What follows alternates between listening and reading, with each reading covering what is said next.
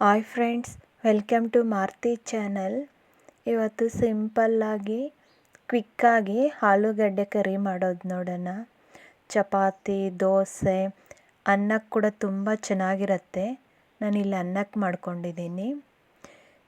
ಆಲೂಗಡ್ಡೆ ಒಂದು 1/4 kg ಆಲೂಗಡ್ಡೆಯನ್ನು ಈ ಥರ ಚಿಕ್ಕದಾಗಿ ಕಟ್ ಮಾಡಿ ಕುಕ್ಕರ್ಗೆ ಹಾಕಿ ಒಂಚೂರು ಉಪ್ಪು, 1 ಲೋಟ ನೀರು ಹಾಕಿ 4 ವಿಷಲ್ ಹಾಕ್ಸ್ಕೊಂಡಿದ್ದೀನಿ. ಕುಕ್ಕರ್ ತಣ್ಣಗಾದ್ಮೇಲೆ ಆಲೂಗಡ್ಡೆ ಸಿಪ್ಪೆ ತೆಗಿತಾ ಇರೋದು. ಬೇಕಾದರೆ ನೀವು ಹಾಗೆ ಕೂಡ ಹಾಕ್ಕೋಬೋದು. ಸಿಪ್ಪೆ ಎಲ್ಲ ತೆಗೆದು ಒಂದು ಬಾಣಲಿಗೆ ಹಾಕಿ, ಒಂದು ಬಾಣಲಿಯಲ್ಲಿ ಎಣ್ಣೆ ಹಾಕಿ, ಎಣ್ಣೆ ಕಾದ್ಮೇಲೆ ಸಾಸಿವೆ, ಜೀರಿಗೆ, ಕರಿಬೇವು ಹಾಕಿರೋದು. ನೀವು ಬೇಕಾದರೆ ಕಡಲೆಬೇಳೆ, ಉದ್ದಿನಬೇಳೆ ಹಾಕ್ಕೊಳ್ಳಿ. ದೊಡ್ಡದು 2 ಈರುಳ್ಳಿ ಕಟ್ ಮಾಡಿ ಹಾಕಿ, ಈರುಳ್ಳಿ ಸ್ವಲ್ಪ ಫ್ರೈ ಆದಮೇಲೆ ಜಜ್ಜಿರೋ ಬೆಳ್ಳುಳ್ಳಿ, ಶುಂಠಿ, ನಾನಿಲ್ಲಿ ಹಸಿ ಬಟಾಣಿ ಉಪಯೋಗಿಸಿದ್ದೀನಿ. ಹಸಿ ಬಟಾಣಿ ಹಾಕಿ ಚೆನ್ನಾಗಿ ಎಣ್ಣೆಯಲ್ಲೇ ಫ್ರೈ ಮಾಡ್ಕೊಳ್ಳೋದು.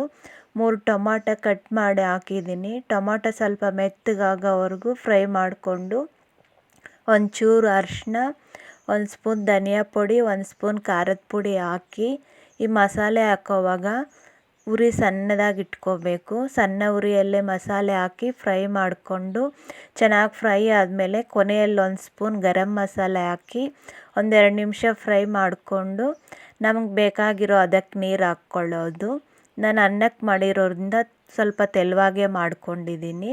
2 ಲೋಟ ನೀರು ಹಾಕಿ ಒಂಚೂರು ಉಪ್ಪು ಹಾಕಿ ಚೆನ್ನಾಗಿ ಮಿಕ್ಸ್ ಮಾಡಿ, ಚೆನ್ನಾಗಿ ಕುದಿಯೋವಾಗ ಆಲೂಗಡ್ಡೆ ಹಾಕಿರೋದು.